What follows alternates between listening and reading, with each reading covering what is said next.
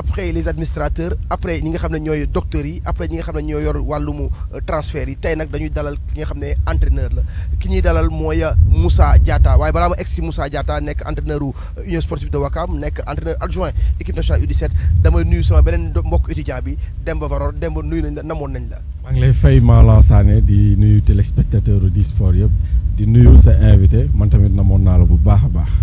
waaw xam naa ne koor gi jàppalu tey suñu invité kenn la ci entraîneur u Sénégal yi Moussa Diatta lu ñu koy wax Moussa nuyu nañ la. Demba maa ngi leen di fay di nuyu tamit téléspectateur des sports yi yëpp. tey nag Moussa Diatta nekk suñu professeur fii ci amphithéâtre bi nag tey dañ ko soppi tax dañ ñu ñëw fii nga xam ne mooy stade annexe maître Abdoulaye Wade Diamniadio suñu ginnaaw nekk stade maître Abdoulaye Wade tey nag fii la suñu professeur Moussa Diatta war a waxtaan ak tey jàngal tey ñi nga xam ne mooy ñaari étudiants yu tey yi muy Demba Varor ak Malang Sané Moussa Diatta tey jii nga nekk ñeenteelu nit bi nga xam ne moom la ñu invité fii ci classe de sport tey jii nga nekk entraîneur ginnaaw bi nga amee baccalauréat Moussa Diatta dem na fi nga xam ne foofu la ñuy wax INSEPS ñu fay tàggat prof EPS yi nga am bac sa morom yi am bac ñii dem defi droit ñii dem defi sociologie ñii dem defi leneen lan moo mu poussé Moussa Diatta mu dem defi INSEPS. waaw Demba dinaa rafetlu trop Malang dinaa rafetlu trop question bi parce que tey Moussa day gune gi nga xamante ne mu ngi bàyyeekoo si Bignona si quartier bu ñu woowee Bassène fa laa defee samay petits pas yëpp jàngee école primaire moyen ak secondaire foofu ba am baccalauréat mais daanaka avant may am baccalauréat dama dëkk si kër gi nga xamante ni ay sportif ñoo fa nekk parce que suñu kër daanaka fa la ASC bu ñu doon woowee Real ASC bu mag si Bignona fa la lépp daan xewee. te ASC boobu dañ daan indi ay joueurs yu mag te joueurs yooyu tey ñu mel ni ay Pierre Kabou Simon Kabou ñoom Lagala Lay Dari ñoom El Hadj Mar Boy Ndiaye papa yi Salif Ndiaye mu décédé woon fële ñooñu bi ñu daan nekk suñu kër pratiquement daanaka sama mag moo doon seen entraîneur di leen tàggat ma gis nekk fa di leen jàppale chaque fois su ñoom entraînement ñu may yóbbaale ñu nekk fa ma gis ni daal sport bi neex ma loolu may ànd ak ñoom mais bi ma demee ba loolu nekk collège. ñëw lycée mu am benn professeur bu ñuy woowee Cheikh Khalil Dramé mu may jàngal Cheikh Khalil ne ma yow daal gis naa ni soo amee bac war nga mën a def concours bu ñuy woowee INSEPS si la ma préparé ma ñëw def concours bi bi may dugg jàll major dugg INSEPS def fa juróom-benni at formation jël option li ñuy woowee athlétisme ak football parce que INSEPS day école bi nga xamante ne institut juróom-benni at nga fay def léegi nag si ñetti at yu njëkk yi da ngay def lu ñuy wooyee tronc commun lépp ngay def mais sooy dem 3e année dañ ne da nga jël option ñaari option benn sport collectif ak benn sport individuel man si laa jël athlétisme ak football parce que football day sama passion comme ni ma ko waxee bi may dund tout tànk ba nii dama cee nekkoon. Moussa football na. waaw Moussa football na équipe bu ñuy woowee Espoir de Bignona bi ma fay football tamit daanaka tey dama dem ba nekk ba bi may joué junior wax ma si ñu surclassé ma senior mu tombé may def baccalauréat bon ma def option ne man.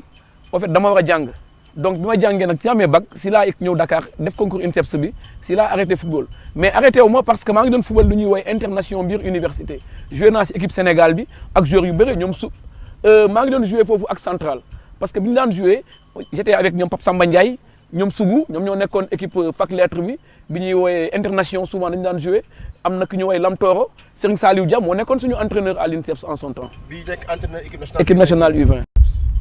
Est-ce que si sa bopp bi ngay jël option football c'était pour devenir un entraîneur de football wala c'était juste pour un professeur d'éducation physique boo xam ne jël nga option football ak athlétisme. waaw man bi may dugg INSEPS dama ñëw ak option nekk entraîneur parce que bi may bàyyee ko Bignona sama grand frère tey Bignona ñëpp xam nañ ko muy Bouba Diatta bi def lépp si man entraîneur la woon te dama ko jege woon trop dama doon jël ay documents parfois di ci foo temps je me rappelle ça un jour maa ngi koy wax doyen Moussa Ndiaye ma ne ko sama mag am na livre yi nga xamante ne mooy temps système allemand yooyu da nga daan bind parfois dafa ma daan yónni ma koy bindal ay schéma si football donc loolu jàng naa ci lu bëri donc moo tax man xamoon naa ni bi may ñëw INSEPS que tôt ou tard dinaa ñëw nekk doon si entraîneur. schéma boobu sax nga jéem nga xam ne sa mag doon na ko yónni nga koy bind mooy tey prétexte waxtaan bi tax tey jii danañ waxtaanee li nga xam ne mooy organisation waxtaanee sax benn animation bi nga xam ne moo tudd 1 4 3 3 mais balaa ñëw foofu nga jóge INSEPS nekk professeur de PS am sax ay ndombo tànk parce que dégg nañ ci ay jamono nga nekkoon IA de Dakar tey jii nga nekk entraîneur bi ngay def formation entraîneur fan nga yan diplôme nga am d'abord ak ñan ñoo la doon encadré bi ngay def formation di passer diplôme yi. xam nga question boobu tey c'est une question d'actualité Sénégal xam nga mais avant may répondre question bi damay saluer de passage Alioune Kandji bi nga xamante ni dafa contribuer sama carrière entraîneur il a beaucoup fait pour moi donc encore Kandji de passage damu nekk bi muy nekk coach su Gorée bi may xëcc si wetam dem yóbbu na ma Gorée après ñu dem Jaraaf ma ak moom bon di ma conseiller ba léegi bon vraiment Kandji un grand coucou à Kandji. qui a une formation allemande. waaw donc mais pour revenir un peu si sa question bi nga ma posé mën nga ko reprendre s'il te plaît. dama ne tey jii diplôme yi ñu ngi koy waxtaanee tey jii Moussa ban diplôme la am et bi muy door entraîneur yan fan la defee formation par exemple fan la defee bu njëkk initiateur moo amoon waxuñu woon licence D qui est devenu la licence D fan la defee premier degré ak ñan ñoo ko formé ak ñan ñoo ko ci gën a marqué ci formateur yi. waaw merci c'est une question très pertinente li tax ma ne question dafa pertinente parce que xam nga ni ñun bi ñu daan nekk INSEPS dañ daan gën a directement ak licence su A bi comme ni ñu ko daan waxee nekk 3e degré loolu c'était une convention institutionnelle ak l'État du Sénégal mais après jamono day dox ba benn instant CAF génnee li nga xamante ni ay licence am nee na amatul équivalence bi loolu amee au début on était un peu réticent parce que on se disait que on a fait bac+6 on est optionnaire de football mais man je me dis que bi gars yi waxee loolu soo nekkee si dëkk da ngay ànd ak dëkk bi nu muy doxee bi loolu amee je salue le passage Bassouari Diaby bi ci sonn lool nañu Moussa ñëw leen defaat licence yi CAF yi ngeen aligné wu ak ñëpp si la ma woo ça prend pas de temps. et ça ne prend pas de temps si la ma woo mu ne ma da ngay commencer par la licence C ma dem inscrire mu woo ma ñëw def licence C bi jàll ko. te loolu yàggul sax est-ce que du 2017 2019. waaw bi ma defee licence C bi mu am licence B mu owaat ma ne ma Moussa licence B day am foog nga def ko ma ñëw def licence B bi yàlla def encore licence B bi ñu ngi koy soog a pare ma gën major Jo Senghor nekk 2e Kader bi nekk jàmbaar doon 3e donc ma ne loolu dama ciy gërëm ñi nga xamante ne tey ñooy suñuy kilifa ñooy suñuy mag muy Bassouari mais aussi am na beneen question bi nga indi mooy fan laa jaar ñan ñoo ma formé mais tey Sénégal bépp entraîneur suy wax formation mënu ko wax te du lim ñi nga xamante ni mooy la direction technique nationale en commençant par le directeur technique Mayacine Mar mais ku mel ni Amsata Fall ku mel ni Bassouari Diaby ku mel ni Mama Sow ku mel ni Moussa Ndiaye ñu ngi def liggéey bu mucc ayib si formation bi parce que tey soo seetloo si diggante diir bu gàtt bi li ñu formé si licence D licence C ak licence B donc moo tax ma ne tey su ñuy wax suñu formation en dehors de l'INSEPS ñooñu ñoo fi nekk tey di former ay entraîneurs sénégalais te soo seetloo tey yéen ñi nekk si terrain tous les jours di ngeen xam ni am na benn évolution bu net sur tous les plans sur le plan technique et sur le plan tactique par rapport ak année yële. Moussa ñu nekk championnat du Sénégal ci nga nekk ci lañ nekk ñun ñëpp ligue pro ak ligue amateur ak ba régional nit ñi di waxtaane souvent li tudd organisation di waxtaane animation mu am boo xam ne presque 90% des clubs du Sénégal et du monde évoluent sous cette même organisation muy le 1-4-3-3 c'est vrai que des fois animation yi mun na uti lan moo tax entraîneur di jël benn schéma benn animation au détriment d'une autre animation. xam nga animation système dañu naan système de jeu mais système bi mu ngi am sens si nuñ koy animer donc tey am na système yu bëri football day li nga xamante ne ay stratégie la ak tactique donc tactique boobu si nga dañuy xuus tey mooy comment dirais système de jeu tey système bu nekk dafa am nuñ koy jouer léegi yow entraîneur soo ñëwee si équipe da ngay xool d'abord li nga am si ressource humaine. inventaire. bi ñu lay formé ngay def sa licence B ñu jàngal la 4-3-3 par exemple nga ne man moom su ma demee 4-3-3 laay bëgg di appliquer parce que j'adore ça. xam nga non xam nga mën nga ko adorer mais nga dem fekk contexte bi nga xamante ni fekkoo ñu ko mën a def moo tax ne la entraînement adaptation la surtout quand on parle de milieu professionnel kooku sax mën nga génnee moo adaptation indi moo imposé ne man lii laa gëm. lii mooy sama philosophie équipe bi su ñëwee di waxtaan ak yow waaw équipe bi su ñëwee di waxtaan ak yow nga ne ko ok man li mooy sama philosophie mu ne la li mooy sama philosophie ngeen waxtaan ba juboo ngeen ànd dem ci léegi nag soo leen ciy dem nga ne joueur tel laa bëgg par secteur donc moo tax ma ne la tey le 4-3-3 bi ñuy wax taane mooy système bi nga xamante ne tey à 90% dans le monde moom la gars yi di bëgg a gën a utiliser parce que profil joueur yi am soo seetloo à 90% tamit ce sont même profils yooyu ñoo fa nekk pour équiper ce système 4-3-3. kon yow instant bi ngay dem ci club bi li si ëpp amagoo système bi nga de base bi nga naan moom laay joué ji da ngay dem ba ci club bi d'abord comme par exemple jógee nga Gorée ñëw Wakaam bi nga ñëw Wakaam da ngay ñëw fekk fa équipe bi ba pare nga doog a choisir ce système de jeu. sama système préférentiel mooy le 4-3-3. mooy bi ñuy waxtaanee. bi ñuy waxtaanee. et pourquoi nag yow nga toog rek nga ne man 4-3-3 laa bëgg a football. parce que day système bi nga xamante ni moo ëpp équilibre si taxawaay mooy système bi nga xamante ni moo ëpp sécurité si taxawaay mooy système bi nga xamante ni pàcc boo jël war nga ci mën a créer li nga xamante ni mun na sécuriser sa équipe su ma jëlee par exemple diggu terrain bi parce que système 4-3-3 day système bi nga xamante ne ñetti ligne lay composé ñetti lignes yooyu day am benn ligne bi nga xamante ne ñeenti joueurs ñoo ciy taxaw. mooy waaw ak défenseurs yi mooy su ma commencé 1 day am ñeent 4 mu am ñett 3 mu amaat yeneen ñett ci kanam 3 mais ñett yu ci digg bi li nga xamante ne mooy xolu équipe bi ñoolu day fi nga xamante ni sooy jouer système boobu da nga koy mun a orienter nu mu la neexee mooy lu ñuy wooyee les triangles da nga leen di former di leen déformer donc léegi système boobu 4-3-3 boobu li tax man ma sopp ko tey mooy ci gannaaw di nga am ñeenti joueurs yi nga xamante ne dañu mën defaral seen liggéey nga am ñett ci kanam seen kanam nga am yeneen ñett seen kanam kooku su fekkente ne da ngay nekk di bëgg a dem pour dugali but la mais même système boobu tey man dama koy utiliser ba nga xamante ni tey su fekkente ne dama bëgg a am beneen taxawaay bi nga xamante ne pour le plan défensif comme ni ñu koy wooyee dama koy teg ñeent tegaat yeneen ñeent teg ñaar ci kanam parce que nu ma koy defee mooy day am kenn beneen ñetteel bi nekk ci kanam day ñëw bootu ci gannaaw bokk ci ñett yooyu pour ñu am ñeent mais même système waaw mu nekk 4-4-2 mais si même système boobu encore su may défendre mën naa ko déformer waat ba nga xamante ne damay am 1-4-1-4. bu ñu taxawaatee toujours ci schéma boobu ci organisation boobu animation boobu dans le passé des années 80 ba les années 2000 ñi ko doon animé yëpp dañ doon am 4 2 1 3 ñu àdduna dox ba ñu gisaat léegi ñu si bëri dañuy def 4 triangle bi nga wax au milieu ak ñett ci kanam mais triangle boobu day am ki ñuy tuddee milieu sentinelle est-ce que léegi équipe yi nekkul dañoo ragaloon démb tey ñu ñeme.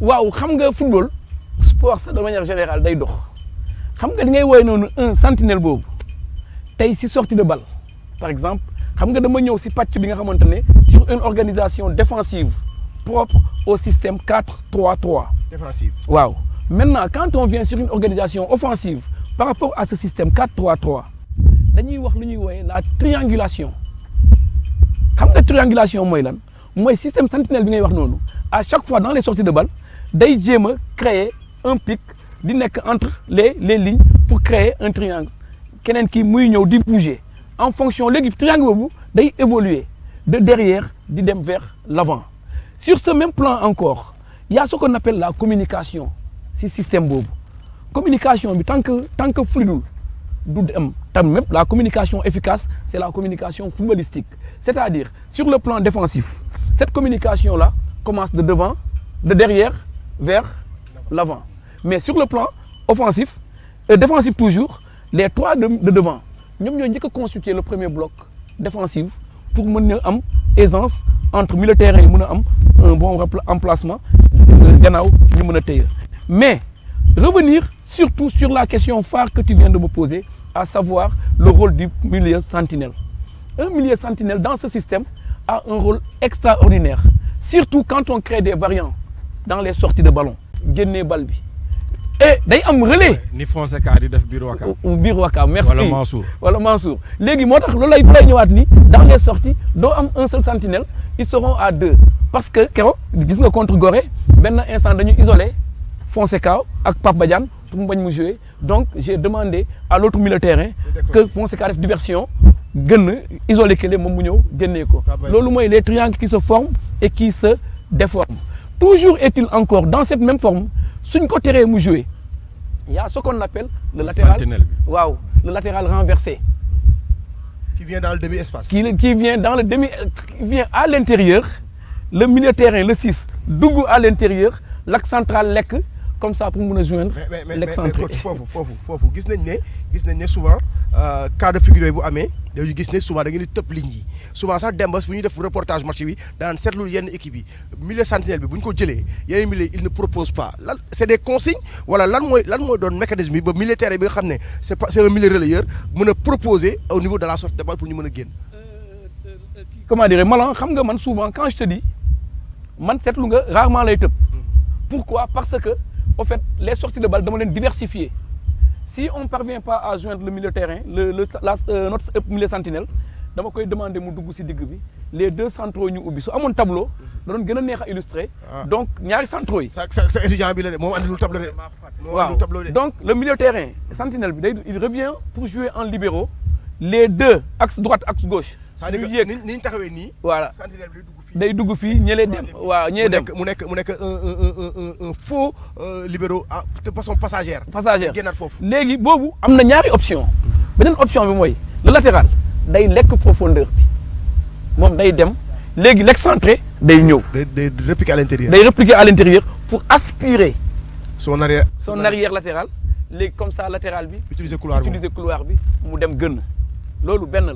Deuxième bi mooy lu ñuy woy latéral renversé latéral bi day dugg intérieur excentré bi mooy ñëw jouer place latérale mais il fait ce qu'on appelle une course arrondie pour dem jëliwaat bal bi fële donc loolu yëpp moo tax ma ne il faut qu'il y ait système bu nekk dafay bëri day am une animation offensive ak une animation défensive mais dans les animations il y a ce qu'on appelle des variants yooyu nag lay utiliser pour mën a déstabiliser l'équipe adverse. ñu mën a comprendre naka la ñuy déplacer. ay thèmes à l'entraînement. day am ay thèmes à l'entraînement par exemple tey je me rappelle sax li may wax nii dafa intéressant ba nga xamante ne bi may def sama licence B bi si thème yooyu laa tombé woon sortie de balle mais sortie de balle en 3-5-2 la woon donc ce qui veut dire que tey football lépp looy def dafa am ay thèmes da nga koy entraîner par exemple tey man si je prends sur le plan défensif nu may tàggatee sama équipe damay travailler beaucoup lu ñuy woy le jeu de position en jeu de position en 4 contre 4 plus 2 c'est-à-dire mooy lan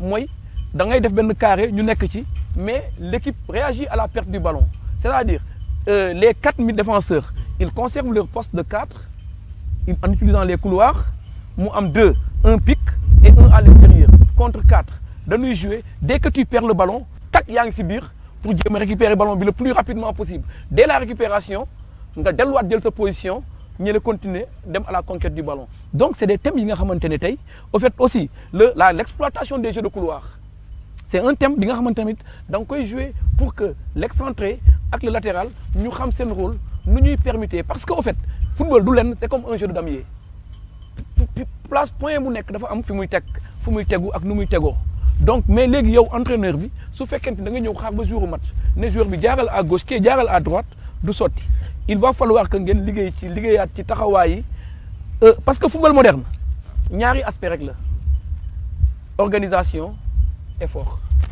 est-ce que nekkul loolu moo tax sax suñu match yi donc di tëju parce que hormis Oslo on va le nommer bi jouer en 3-4-3 tous les autres clubs en L1 et L2 ils jouent en 4-3-3 est-ce que looloo tax souvent suñu match yi di débridé di fermé parce que tey jii bu ñaari équipe di jouer sur la même animation l'organisation c'est vrai que animation yi mën na wute parce que souvent je raconte n'importe quoi mën nañu jouer Gorée ak Wakam Gorée di jouer ñaari pointe ñaari double pivot Wakam di jouer ak benn pivot tey jii donc dinañ bokk animation organisation mais duñ bokk animation est-ce que loolu Moussa taxul suñu match yi xaw a tëju. waaw xam nga match bu tëju tout dépend si adversaire bi nekk en face et tout dépend aussi si xool ñaari équipes yi lan la ñuy proposer. talent yeeg yooyu noonu. waaw xam nga tey on te dit que y a un bloc haut y a un bloc médian y a un bloc bas et je pense que aussi entraîneur bu nekk je prends l'exemple des U17 bi ñu demee Maroc bi ñu joué premier match door Zambie 5 équipe yi ñu amoon yëpp bloc bas la ñu doon joué ba ñu paree Pape Faye mu ne ma mais Moussa foog ñu améliorer encore suñu qualité de travail si pour contourner un bloc bas. ci bloc bas boobu noonu tey jii xam nga bu nekkee équipe yaa ngi préparé de par ta zone nga am benn sentinelle bu war a gëf sorte de ballon yi équipe adverse jouer bloc bas c'est-à-dire que nekk tuloo sa zone yaa ngi ci zone am on vous prépare à partir de la zone adverse. damay gis ne souvent foofu jeu bi day hybride de telle sorte que on sent plus cette présence du milieu sentinelle lan moo koy waral. voilà xam nga un bloc bas ce qu'on dit moo tax ñu ne dans ce système là xam nga da nga laaj point fort ak point faible yi xam nga point fort yi wax naa la équilibre am naa la wax naa la mais point faible système boobu mooy si les excentrés ne comprennent pas leur rôle. c'est quoi leur rôle. mooy quand tu attaques ils doivent manger la ligne un de deux. wax ko ci olof dafa am ñu ñuy seetaan man xam naa li nga wax dem xam na ko lan mooy manger la ligne. xam na dañu war a li xale bi di wax Thiès lekk espace bi wala boobu la. dañu war a ubbi. dañ collé dañuy lekk si ligne bi ligne de touche bi. waaw léegi nag suñ fa taxawee dañuy étirer la défense adverse mais damay gis souvent excentré yi ñoom seen taxawaay dañuy bëgg a dugg dañuy bëgg soxla bal ba nga xam dañuy jéem a dugg mais soo duggee loolu mooy borom kër gi da ngay woo borom kër gi ne ko damay ñëw sàcc kaay jàpp ma. da ngay neex a marqué. da ngay neex a marqué donc da ngay ubbi léegi soo ubbiwee en ce moment di nga bay espace latéral bi doo dégg entraîneur bu laaj latéral la mukk demal jëli ko moom day taxaw bay na la bayil espace bi mu lay taxawee mais espace bi su la ko joxee mooy yow soo jëlee bal bi jéemal percuter soit pour gën a pour centrer wala nga jéem a bouger loo tuuti défense bi pour que milieu la relayeur bi ngay wax mooy milieu numéro 8 bi comme li mu waxoon lu Bielsa wax ni moom numéro 8 mu ngi koy tuddee Modric parce que c'est da ngay am ay relayeurs yu am volume de jeu yu ñeme lekk lu ñuy wooyee demi espace yi les half space comme ça dañ fay dugg suñ fa duggee automatiquement dañ leen mën a joindre parce que su boobaa sa sentinelle bi ngay wax noonu dina am temps dina am rayon bi muy évoluer parce que ñooy tant que ñu ngi dem dina am ñu leen topp te su boobaa dina am ku leen ce serait bien tamit je pense pour système bi ligne par ligne nga expliquer ñu rôle bi ñuy xaar ci joueur boobu noonu bu dee phase attaque la ak peut-être après ñu ñëw ci phase défensive su doon par exemple boo jëlee latéraux yi ak demi-centre yi lan mooy nekk maanaam seen rôle dans l'animation offensive man souvent je demande les deux centraux là axe gauche ak axe droite il faudrait que seen relance mu baax il faudrait que seen prise de balle mu net il faudrait que ñu mën a lekk espace bi leen di avant centre bi bay ñuy avaler di ko lekk di dem kooku c'est valable pour les centraux axe gauche ak axe droite quand on est en phase offensive quand on est en phase offensive les deux latéraux il faudrait que ñoom ñu xam ni dañu war a jouer vers l'avant la prise de balle vers l'avant xoolal nekk seen corps bi ñu placer ko en biais pour que ñuy bañ à chaque fois suñu leen passé ñuy def rétro donc loolu sur le plan défensif il faudrait que ñoom ñooñu ñu am qualité yooyu qualité de passe bu baax am activité mën surtout latéraux yi ñemee jël espace bi leen di bayil devant mais les deux axiaux axe droite axe gauche il faudrait que techniquement qu'ils soient propres dans les relances dans les prises de balle mais surtout qu'ils savent manier le ballon pour mën a avaler espace bi nekk seen kanam mais loolu yëpp il faut tam nga am gardien bi nga xamante ne bu dal bu posé bu mun a am jeu au pied pour que action yi suñu xamante ne amatuñu fu ñu jëm suñ ko delloowee mu mun def une relance propre maintenant suñu ñëwee ligne par ligne ñu ñëw le milieu sentinelle mi nga xamante ne mooy le cœur du jeu. Yow vous préférez jouer avec une pointe basse wala une pointe haute déjà? Moi je préfère jouer en 4-2 1 3. donc ak ñaari léegi deux pivots yi pour lan la pour am deux éléments de sortie de balle. est-ce que deux pivots pour laqatu. non xam nga parce que souvent Guardiola moo ko soppi parce que bu njëkk ñëpp deux pivots la ñu def avec l'arrivée de Guardiola au Barça ci lañ commencé jouer benn pic benn pivot mais ñi koy def souvent moom war na ko sànq c'est pour là parce que Moussa tey dañu bëgg a wax internautes yi ak ñi seetaan yëpp waa Disport mu leer seen bopp double pivot bi lan moo koy waral. xam nga double pivot bi dafa mel ni basket nga am ñaari meneur. ñaari créateur. mais football lañ nekk. waaw ñaari créateur da ngay sori pour la nga egg fekk da ngay sonn. doo sonn. expliquez ñu. parce que lu tax doo sonn parce que dans les sorties tu demandes à un de venir équipe adverse man ni ma lay jàngi noonu nga jàngale donc su kelee si la sortie n'est pas possible avec Demba prend ta place yow nga ñëw jël pour nga dem mais par contre l'autre je le demande de ne jamais venir lui il reste là-bas et toujours est-il su ñuy génnee à l'arrivée foog nga am minimum 5 maximum 6 léegi nag si sortie boobu triangulation yi parce que benn joueur bi dafay neex a cerner dafay neex a téye parce que tey tout le monde sait que aujourd'hui Gorée Ouakam suy jouer y a Bonaventure bu fi nekk élément de sortie de balle mais sooy jouer ak Malang lu muy def. dama dem ci Bona. léegi soo téyee Bona léegi Mansour mën ko loolu la ñu utilisé ñoom ñaar. waaye bu équipe adverse jëlee projet de récupération wékk ko ci aller chercher le ballon dans les pieds de Mansour et de Bona d'autant plus que yow boo nekkee ci phase de préparation comme dem ni mu ko waxee tu es en train de cuisiner tu as 6 joueurs dans ta zone ça est-ce que vous pensez pas que ça ne ralentit pas l'animation, parce que pour préparer, tu as les 4 défenseurs, plus le gardien, plus Bona, plus Mansour, tu as 6 d'attaque. Non, Mansour ne vient pas en première intention. Mansour vient il suit le mouvement. Ok. C'est le mouvement. Il n'y a pas un schéma figé. C'est des éléments qui sont malléables. Mansour, il est là, il communique. Il y a la communication gestuelle. Donc, s'il sent et visuel, si il sait qu'il fait les isolé, si il commence à dire qu'il est rocheku. Day mel ay piston dans le cœur du jeu. Day dem delu. Mais amna bi nga xamanteni toujours Bona suñ ko jëlé Mansour comme li nga wax nonu projet d'exploitation accès mom. Waaw mom day jël non day dess ci kaw. Su déssé ci kaw dañuy jël ban sa numéro 6 bi suñ ko jëlé mom day def diversion day dugg à l'intérieur parce que mëna duñ ko passe. Su duggé à l'intérieur ak central bi day dem yoon day avaler motax ma né un axe droit wala gauche dañu wara am des qualités techniques incommensurables. Lire le jeu. War a lire le jeu jël nañu 6 bi dugg na day dem yoonam day xuus su xuusee Bona day ñëw xaar ko fa tranquillement Ok. Continue le jeu. léegi boo amee donc double pivot beneen milieu bi des est-ce que day nekk mooy le 10 à l'ancienne wala day nekk benn relayeur kese. Xam nga le 10 à l'ancienne lay doon mais soo seetloo actuellement suñu équipe yi le 10 à l'ancienne dafa jafe qualité yooyu ñoo amul parfois mu dugal Maguette mu jëm ko def mais Samba moo fay nekk donc il n'est pas numéro 10 donc là moom li ma koy sant day créer diversion day indi su indi ki la jël foofu dañuy jawatloo. mais est-ce que du 4-3-3 bi tamit moo rey le 10 à l'ancienne mooy li ngeen bëgg trop ay passe. waaw rey na ko reyu ko xam nga tamit ne rey na ko reyu ko parce que qualité joueur boobu qualité joueur yooyu ñoo jafe même soo seetloo même dans les équipes nationales même problème la ñoo fay am. Qualité, vous voulez la densité. Vous voulez la densité, vous voulez quelque chose de résistant, de fort. Parce que t'as dit, bon, Maguette Diop, au niveau de l'abattage, c'est pas le même profil que Samba Toucouleur. Adam Ndoye. Ils ont des numéros 10 à l'ancienne. Mais c'est des entraîneurs qui préfèrent jouer avec une densité dans l'entrejeu. Pour les Pikine, nous commençons des Pikine. Nous jouons le Pauletta comme un numéro 10 à l'ancienne. C'est ça, il faut que nous décrète. Est-ce que nous avons commencé à ragal, de tuer le jeu ou alors qu'est-ce qui se passe? Il faut que tu joues Moussa. Tonko. Non, quel est professeur? Wow. Nekk préparateur physique d'abord.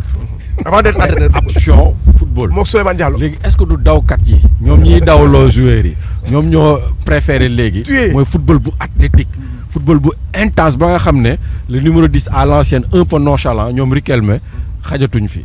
Non, là je ne te le cache pas. Mon style, c'est pas jouer avec un numéro 10 classique. Pape Mbaye ba lay dugal foofu noonu mu pomper. Je la fay dugal mu pomper parce que en fait man ce que je dis une équipe da ngay créer sa adversaire lu ñuy wooyee crise de temps et crise d'espace. loolu mooy lan. mooy du ma ko may mu noyyi. da nga koy étouffer dama koy étouffer. ak léegi pressing. parce que nga soo seetloo dama lay tegal ñaar 9 bi day jël fële Pape Mbaye neel fële wala Samba ñaari excentré team latéraux yi. quand vous avez pas le ballon. quand souvent on n'a pas le ballon. deux kii ngay am. chaque fois. donc je te pousse à faire du man to man pour te pousser à dégager. tu dégages ma jël man ma jouer. Moussa ak kii récupère. mais loolu da nga ko xool Malick Daf parce que gis nañu aussi Jaraaf avant saan bu taxawee Serigne Mokhtar Koyta dem jege ko si sorte de balle adverse yi yéen ñëpp da ngeen ko nuroo vous n'êtes pas yéen certes vous êtes de la même école mais lan moo waral yéen ñëpp ngeen nuroo loolu. non mais tendance moderne la man je me dis que aujourd'hui si tu as des joueurs qui sont athlétiques qui sont physiquement à la hauteur man je ne vois pas pourquoi ngay may adversaire bi muy génnee balle proprement. mais léegi parce que dans le dernier geste parce que système bu nekk am na tamit yenn taar yu ndaw mooy génne ngeen numéro 10 à l'ancienne qui est très créatif mais yéen a ngi jooy tamit des fois ne joueurs yi dans le dernier geste dañuy am yenn problème yi parce que tey Wakam est très solide mais li ngeen dugalagum ci but bariwul satisfaire la.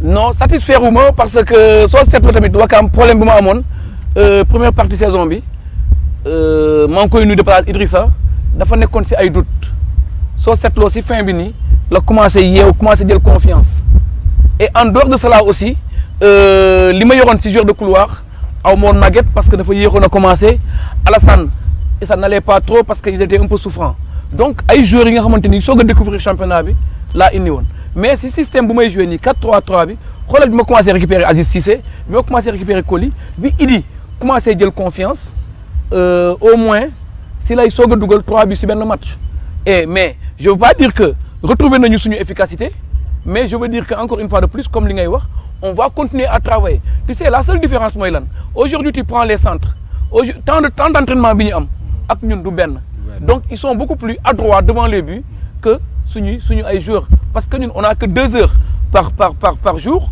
et moins de 2 heures même parce que avant ngay préparer ak yooyu tu as 1h30 1h40 minutes de séance d'entraînement tu ne peux pas travailler toutes les composantes yi nga xamante ni moom nga soxla moo tax sooy jouer ak centre yi parfois soo seetloo y a 5 ans si gannaaw sooy jouer ak centre bloc bas ngay jouer leen xaar mais léegi la tendance à tourner. mais lan moo war a léegi comment faire pour gêner une équipe qui évolue en 4-3-3 par rapport benn bi wax nga ko mooy da nga jël par exemple on peut prendre l'exemple d'Idrissa Mbaye ay say Pape Mbaye Ba taf leen ci kanam hormis situation boobu nan nga mën a gêner une équipe qui joue en 4-3-3 et qui a une sorte de balle de circuit préférentiel de sorte de balle très fluide. mooy boo naroon contrer.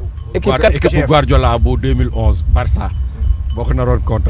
loolu nag mooy il faudrait que samay joueurs ñu nangoo nekk dans l'effort. nangoo daw benn. ñaareel bi mooy liy contrer système bi yëpp ce sont les 2 excentrés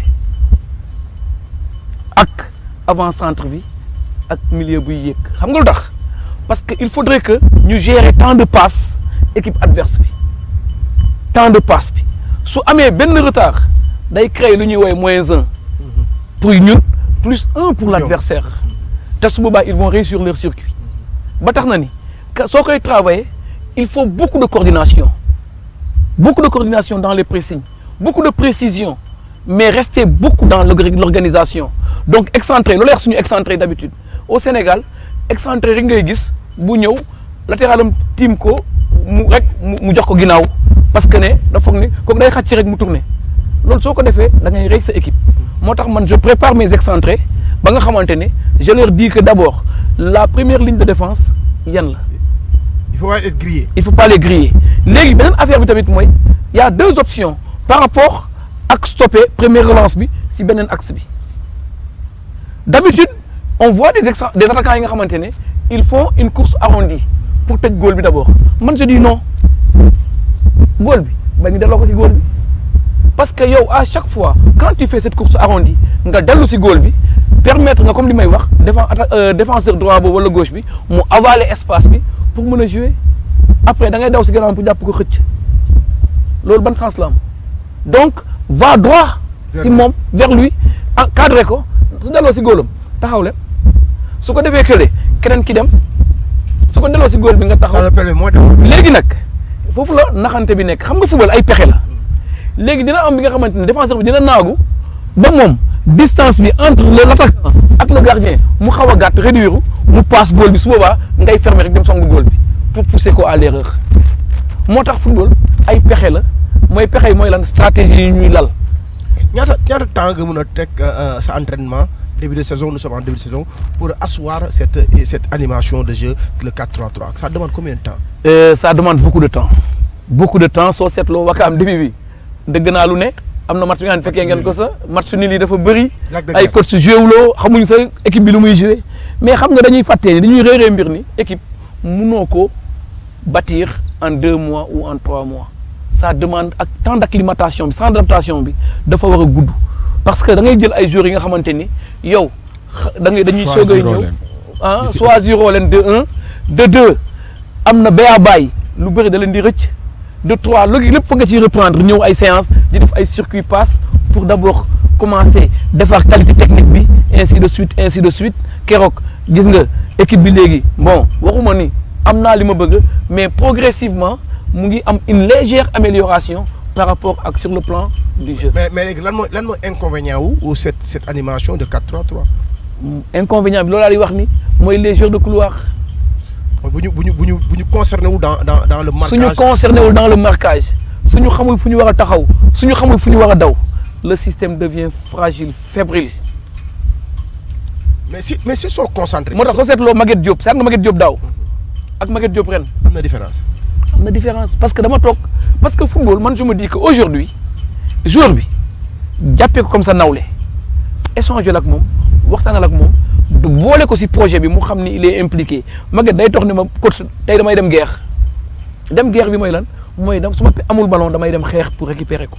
yaa ngi joué 4-3-3 sa bloc mi ngi médian bas tu n'as pas le ballon équipe adverse mi ngi joué 4-3-3 il a la possession du ballon tey jii nga récupérer ko tey jii ban xar kanam la ñuy xaar ci équipe bi ci 4-3-3 bi toujours. voilà loolu nag ci transition offensive. transition offensive boobu nag loolu la ñuy wax chercher l'attaquant le plus profond parce que quand l'équipe a le ballon ñoom lu ñuy xalaat mooy nu ñuy attaquer mais suñu pertee bal rek day am espace moo tax ñu naan transition le mot transition si olof mooy lan mooy jógee si benn point dem si beneen point su doon offensive la mooy damay jógee fii pour dem si kanam équipe adverse bi léegi man dama bëgg a bett waa ji mais su ma ko bëggee bett dafa war a gaaw moo tax suñu récupérer li may njëkk lax mooy nañu xool contre bi mooy nañu ut avant centre bi wala excentré yi nañu daw bu ñu ñëw jël si ballon bi mais nañu fekki ballon bi si kanam. ok justement nag transition bi ngay wax dañuy def transition parce que waxaguñ ci rôle avant-centre bi mu war a doon. parce que xam nga avant-centre bëri na profil. mais man élève terrible laa am ah. waaw di nga am des fois di nga am avant-centre waaw di nga am avant-centre boo xam ne maanaam day fixé day taxaw. nga am koo xam ne dafa mobile day daw fu nekk comme Idrissa Mbaye xam nga puissant. xam nga mën a téye bal ëmb jeu de haut but et tout. nga am koo xam ne tamit moom day décrocher lu bëri comme genre Benzema yeeg yooyu noonu mën a combiner ci 4-3-3 ban profil moo ci gën a adapté ban profil avant-centre. man avant-centre bi nga xamante ni day taxaw si kanam di dugal Idrissa dama koy wax sax ma ne ko Idi del jël repère si ñaari bopp surface de réparation yi ma ne ko joueur bu bëgg a dugal bi doo def yenn effort yi comme Malang ni mu ko waxee amoo numéro 10 bu nga xamante ni. day fragiliser sa milieu terrain donc attaquant bi moom sur phase sortie de balle équipe adverse bi laaj nañ la nga dem xeex nga ñefe mais su xeex boobu jeexee dalal xaaral bal bi fi nga ko war a xaar parce que li ma wax léegi mooy la transition offensive parce que su Bona récupérer bal bi su Mansour récupérer bal bi su Samba récupérer bal bi yow la ñuy ut te suñu lay ut day fekk ñële di yéeg yow ngay dem donc ce qui veut dire que un avant-centre de type bi nga xamante ne day taxaw parce que tey un Benzema tey ak équipe de Real de Madrid soxlawu ñu am attaquant bi taxaw parce que c'est une équipe bi nga xamante ni tey ay ndaanaan rek a fa ne heure bu nekk yaa ngi may wax Modric fu Benzema décroché moom jël na ko. mais pourtant Guardiola boo jëlee équipe bu njëkk bi Barça xam nga étoile la amoon mu mobile. mu dem jëli ji Ibrahimovic. bi nga xam ne mën na taxaw mën na mobile tamit. mais c'était moins une réussite. ki gën a mobile après dafa dem jëliwaat David Villa boo xam ne il est hyper mobile moom tamit. xam nga tey sooy bëgg a comparer ak Barça ak seen Masia bi ak seen philosophie de jeu c'est des permutations à n'en plus finir mooy la triangulation mooy wax ñoom pour faire mal à l'adversaire il faut qu'il y ait beaucoup de permutations beaucoup de courses parce que comme li may wax centre yi ils ont le temps de faire ce travail là léppay am. coordination mais ñun en une saison en 2 mois. moo tax nga xool ngay nax il faut copier mais da ngay copier dans la mesure du possible il faudrait tamit ñu adapté ko ak situation bi ak circonstance bi mais tey tiki taka bu Barça di jouer ñun suñu terrain yi tey yaa ngi may sànq bi ñuy ñëw wax nañu si waxu benn terrain naan est-ce que tax gars yi homologué ko donc du coup am na li nga xamante ne tamit nit ki da ngay am ambition mais il faut être réaliste d'autres ñenn ñi sax ñu ngi naan suñu entraîneurs locaux yi ñooy bëgg le point positif ba dañuy fermer le jeu parce que man Demba sax mi sax laay gën a jël joxoon baaraamu tuuma saa bu ñuy reporter match bi daan dañuy làqatu ma ne ko est-ce que jotul ay consignes lan moo waral souvent sortie de ballon yi. waaw sentinelle rek demat. xam nga ñaari milieu xam nga man mënu ma wax si place ñenn ñi. mais yow. mais joué ak ñoom. waaw non man dama la bëgg a laaj man ndax damay tëj wala damay ubbi. des fois nga tëj des fois nga tijji. waaw des fois ñaari ngay def. ndaxte xam nga lu tax xam nga début saison bi ren. ñoo tooy ak la guerre. laaj naa la combien de temps ça prend pour mettre en place cette animation. mais bi nga nekkee Gorée début bi c'est loolu waxtu boo comme ne reproche bi tey nekkuñu fii pour Moussa Gorée wala Moussa. non dama lay expliquer xam nga ma ne la xam nga dafa muy fermé. dañ koy contextualiser.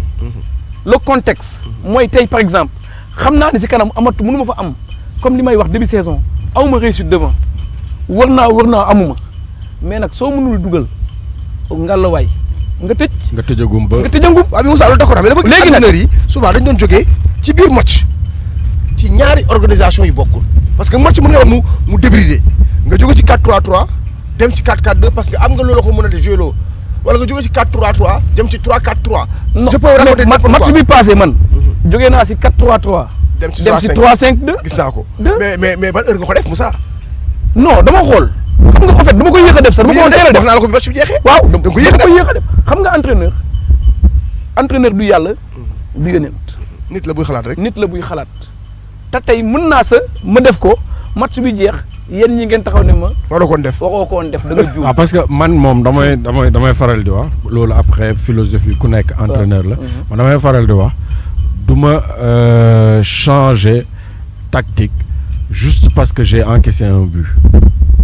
waaw man je change peut-être parce que. je prends l'eau d'abord. mooy gis naa xam nga mën nga encaisser but te tu prends pas l'eau mooy que. c'est pas que organisation bi moo bonoon mais qu'il y a eu peut-être benn défaillance bu gaaw mu am but mais li nga préparé woon pendant 10 15 20 minutes yaa ngi gis que mu ngi dox pourquoi juste pour répondre à un but rek nga ne forcément dama war a dugal ñaari attaquant. mun naa la jox ñaari exemple tey parce que suñu classe bi moom day neex parce que tey li may wax ay expérience la contre Oslo. jël naa but mais 90 minutes benn système laa ko joué. waaw Wakam a perdu 1-0 pour ñi kiiwul à domicile contre Oslo. mais dañu joué match bi yëpp dominé mais dugaluñu comme li ngay wax mooy li ngay wax noonu parce que dama gëm sama projet. mais contre Gorée dama gis ni benn instant. côté boobu soxlawu ma fa dara. te mënoon naa créer plus-value ci kanam. moo tax ma génnee donc ce qui veut dire que li nga wax dama ci ànd entraîneur da ngay gëm da ngay ànd ak sa conviction mooy dama liggéey pendant. ay heures dama liggéey pendant ay jours comme li may wax étudiant bu def mémoire am ñëw toog membre jury bi ne ko critiquer ci benn point rek mu accepté or moom il a pris toute une année pour liggéey ci benn schéma il a pris toute une année. pour liggéey ci benn suivi il doit avoir des arguments solides. très bien Moussa ñu gis ci 4-3-3 yi ñaari formule yoo xam ne ba tey bokkul ci animation offensive bi surtout la ligne d'attaque dama jël exemple Liverpool Sadio Mané Salah ak Firmino. Souvent, ils ne collaient pas la ligne, ils ne mangeaient pas la ligne. Ils étaient tous les trois entre les deux lignes des 16,50 m. Nous avons Paris Saint-Germain qu'on félicite de passage. Ils ne jouent pas avec un véritable avant-centre, mais ils jouent avec des milieux transformés, excentrés, qui peuvent prendre la profondeur. Est-ce que, Teddy, dans notre championnat, parce que nous sommes au Sénégal, est-ce qu'on peut avoir une équipe qui va jouer avec une animation aussi similaire? Un moment au cours de cette saison même je l'ai fait avec Ousseynou Bal parce que gabarit bu Idi amuko donc je lui demandais de rentrer de sortir pour faire courir Paris pourquoi ils l'ont fait hier un Van Dijk nga tag Dembélé ci digg bi su fekkee dafa fixe ban ballon lay laal du laal léegi l'autre aspect à la première question bi nga wax mooy entre Salah et Sadio Mané mais ku am Arnold ku am des latéraux yi nga xamante ne. fu ñuy yóbbante comme téléphone. léegi nag ñoom dañu xam lu ñuy def noonu da ngay nax loolu soo koy def c'est pour pousser les latéraux adverses ñu xaw a tëj ñu ratri tuuti ñu bàyyi la espace bi pour que ñoom latéraux yi mën a gën. waaw mais loo gis dafa am une première tey jii sunu arrière yi ay nit lañ comme Arnold ni ñuy préparé Sadio Mané nga xam ne fii lañ ko préparé bi Idrissa Gana Gueye ak ñooñu on peut préparer nos arrières parce que Demba mii chaque jour bu jooyee ci kaw tribune day jooy de arrière duñu centré. man par exemple naa si sax Mayacine Man le DTN plusieurs fois ne ko comment former ba ñun ñu am yooyu noonu mais par exemple tey je prends aujourd'hui man sama équipe man dans les sorties de balle bon je prends pas mon équipe en 4-3-3 xam nga dafa bëri variante ba nga xamante ni day am moment bi nga xamante ni mooy bi ma la dans les sorties mooy bu excentré bi di dugg latéral bi dem may dem centré mais malheureusement il faudrait que tamit ñu waxtaanaat ci actuellement nos excentrés lu ñu bëgg mooy le droitier day dem à gauche le gaucher mu ñëw à droite. pour transposer donc centre du ñëw. moo tax man dama leen ne le droitier na dem à droite le gaucher na dem à gauche. catégorique non pas catégorique sax. non pour ñu xool benn moment li muy joxe. su fekkee nag gisuma amuma lu ma bëgg. en fait tu n'es pas figé quoi. ce pied de prédilection. parce que tey nous on est dans ce qu'on appelle la périodisation tactique.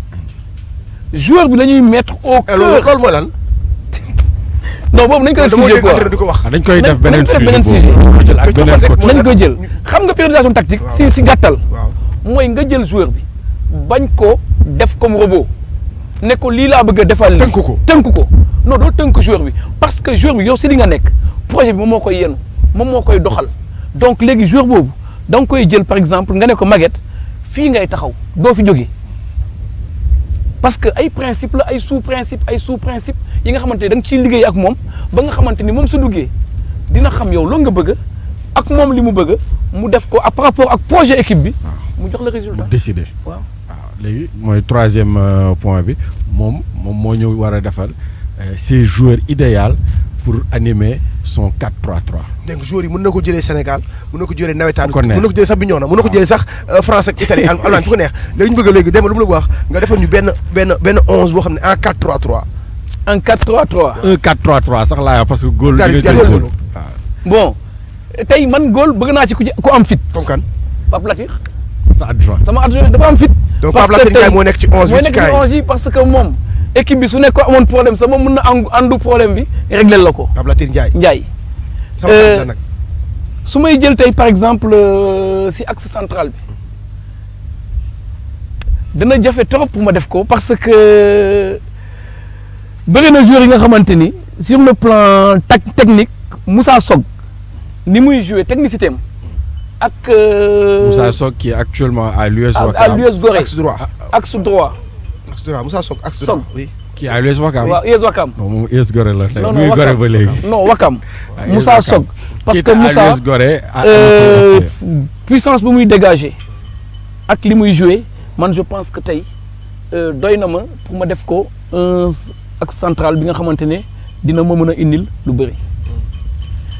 su ma demee à latéral par exemple. axe gauche axe gauche Mor Soumaré. Mor Soumaré bi ne woon Jaraaf Jaraaf AS Pikine waaw ak équipe nationale. waaye locale dans les années 2010 neexoon na ma trop parce que il a un bon pied gauche. un bon pied gauche te fu ko tal neex lay passe. Mor Soumaré. mais Mbaye Seck. waaw non je veux déjà ci Mor Soumaré. waaw tu as pris un gaucher. waaw léegi dañu gis ci football moderne entraîneur yëpp presque dañuy jël. axe droite axe droitier axe gaucher te avant c'était pas obligé. Qu'est-ce qui fait que ne léegi c'est une obsession ci yéen. parce que on construit à partir du bas pour mën a construire pour ñu mën a jouer xam nga bu njëkk bi défenseurs yi dañ naan benn ñaar ñu la dégager mënal tulli mënal mbëkk ñu la défenseur. dañu gul carrément sax fii. mais ñu ngi jéem waaw donc je prends un Mor Soumaré bi nga xamante ne tey un gaucher. qui a été champion du Sénégal avec le Jaraaf en 2010. et bon je sais pas si en 2014 mu ngi woon ci Pikine bi jël championnat bi. après arrière droit ak arrière gauche. Mbaye Seck je pense que. Mbaye tey li mu def championnat Sénégal man li may wax Sénégal lay jël le point Mbaye Seck à gauche moom vraiment Mbaye tamit latéral la bi nga xamante ne. parce qu'il était très offensif. bon loolu tax nga jël ko. waaw. ok Mbaye il était très offensif parce que maintenant le jeu va vers de l'avant. arrière droit. arrière droit su may jël tey foofu ba léegi damay jël mooy boy sénégalais bi Diouf. ki ñëw temps yi ki nekk fële dama am problème temps yi. il est arrière gauche. ay arrière gauche ah. waaw il est arrière gauche. ok à droite Sabali. Fernand Coly. Fernand Coly pourquoi parce qu'il est solide. il est solide défensivement. léegi kon yow boo jëlee arrière gauche bu offensif. arrière droit parce que pour créer équilibre sama équipe. ok parce que équilibre boobu. parce que keneen mënul di dem tout le temps. su demee kii dem tout le temps. kenn kuy xaar sentinelle ak ñaari relayeurs yi. ok là Dominique lay jël. Dominique ban. bu Jaraaf. Dominique Gomis même kii nii même. période que Mor Soumaré en 2010 qui ont été champion du Sénégal ak Lamine Dia. mais pourquoi Dominique Gomis. mais Dominique volume de jeu bi mu am ak vision de jeu bi mu am. parce que tu sais que Dominique dem naa ba nekk Gorée fële comment dire Guédiawaye ma indiwaat ko pour muy jouer takkal ko capitaine. Dominique oui. gars yi ni ma loo koy doyee mais gis naa lim ma doon. koo koy booleel ci milieu bi. su ma koy booleel. Lamine pointe basse nga koy def. waaw pointe basse laa koy def indi Lamine Camara. Lamine Camara Monaco. ex-GF waaw Monaco rek. waaw ak kan. ak Mohamed Gueye. Mohamed Gueye bi nekkoon Gorée. Modzi. Mohamed Gueye waaw il est champion d'Afrique. ok waaw Modzi il est très bon. waaw xale yi nag dañ def back to back bi. milieu excentré droit ak gauche. milieu excentré droit. Jamel Alassane Gueye su ci nekkee kenn mënu ko téye. Alassane Gueye bu US Ouakam excentré gauche. excentré gauche parce que souvent Omar Goudiaby bi nekkoon. Yego équipe nationale U20 parce que il a une puissance de frappe bi nga xamante ne saa waay kenn mënu ko woon téye. avant centre. Pape Siré Dia lay jël quoi. Pape Siré Dia. waaw entraîneur adjoint Malick Daf. waaw. Pape Siré Dia pourquoi. non Pape Siré il m'a beaucoup marqué Pape bi may nekk étudiant laa koy seetaan di ko seetaan Jaraaf muy def lu mucc ayib ma dem ba génn ñëw di liggéey ak moom ma gis li muy waxtaanee ak avant-centre yi ni mu leen di aider mais vraiment je sais que li ma doon gis ci moom juumuma ci. ok coach def na li nga xam ne mooy 11 bi nga xam ne moom mooy 11 de rêve am sur une animation de 4-3-3. ñu nangul ko nag Demba laaj bu mujj bi. waaw laaj bu mujj bi loolu la woon moom xam naa moom yaa koy coaché wala da ngay wut beneen coach boo ko defar. waaw su ma koy coaché Malang xam nga coach su nga quand même. déedéet am journaliste la. journaliste nga mais day laxatu de. waaw xam nga dafa bokk ci métier bi tey jii dafa mel ni ngay julli te mënoo def les ablutions. waaw tey jii daf ciy bokk ñun ñu mën a def une formation pour mën a xam parce que bu ñu ko amul woon Demba mii donc duñ waxtaan du mën a nekk donc Moussa di la gërëm. xamul tax ma laaj ko ndax moom moo koy coaché parce que j'en suis sûr que moom seetaan na un coach bu animé 4-3-3 mu gis équipe am mu ne lii c'est l'équipe la plus parfaite que j'ai vue ñu joué loo ko en 4-3-3 est-ce que yow am na ci koo ci am taxaw nga ne référence kii ci 4-3-3 soit Sénégal moo ci mën wala ci monde bi moo ci mën. xam nga tey damay seetaan trop comme li nga wax Pep Guardiola damay seetaan trop Mourinho mais surtout man Mourinho moom laa gën a seetaan si style 4-3-3 bi ni mu koy defee moo ak Bielsa parce que daf ma neexoon trop moo tax nag souvent suñuy jouer je prête beaucoup d'attention di xool nu ñu koy defee mais fii Sénégal par contre y a Alassane Dia. paix à son âme champion du Sénégal avec Pikine en vraiment mënu ma def émission bi sans pour autant parler de lui parce que day kilifa gi nga xamante ni dafa nangoon uuf ay rakkam ay doomam pour teg leen ci raay bi mais aussi je ne peux pas terminer cette émission sans pour autant remercier nos formateurs tey su football Sénégal eggee fii c'est grâce à ñoom Père Moussa Ndiaye ñoom Amsata Fall ñoom Mayacine Mar Mama Sow ak j'en passe mais aussi tout le staff des U17 Pape Faye Lamine Thiaré tooñkat bi Samba Ndiaye le préparateur physique waaw Lamine Diagne mon ami Lamine ak le staff médical donc vraiment maa ngi gërëm waa BIS des sports vraiment lii c'est un plaisir pour moi un réel plaisir te émission bi ngeen di def nii vraiment émission bu am solo la parce que ça nous permet de dem vérifier xoolaat suñuy document pour mën a jàngaat parce que salle de classe ku wax salle de classe rek xam lan mooy classe amphithéâtre ku fa dugg da ngay ñëw pour jàngale te ku ñëw jàngale da ngay jàngale. équipe nationale boobu nga wax U17 bi noonu doo ci wéet ndaxte yéen a ngi waajal li nga xam ne mooy Coupe d'Afrique bi commencé du 30 au 19 di sport El Hadj Diop mii ak man mii di wax ak yow dinañ ànd ak yéen taataan ak yéen gunge leen jik leen pour ñu def le back to back Demba looy tàggatoo. waaw loolu rek xanaa di leen souhaiter une très bonne chance parce que boo xoolee U17 yi bi ñuy def suñu conquête ñoom ñoo tëj mooy ak Serigne Saliou Dia au mois de mai au Maroc bii yoon ñoom ñooy tijji et donc ñu ngi leen di ñaanal ñu tijji la reconquête avec succès.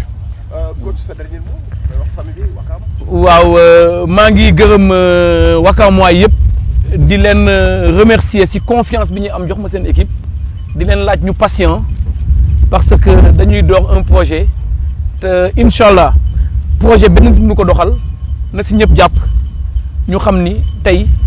man Moussa Diatta dama leen talal sama loxo pour ñu liggéey pour ñu mën a réussir suñu projet bi et aussi di profiter de l'occasion pour saluer tous mes parents de Bignona di leen wax jërëjëf.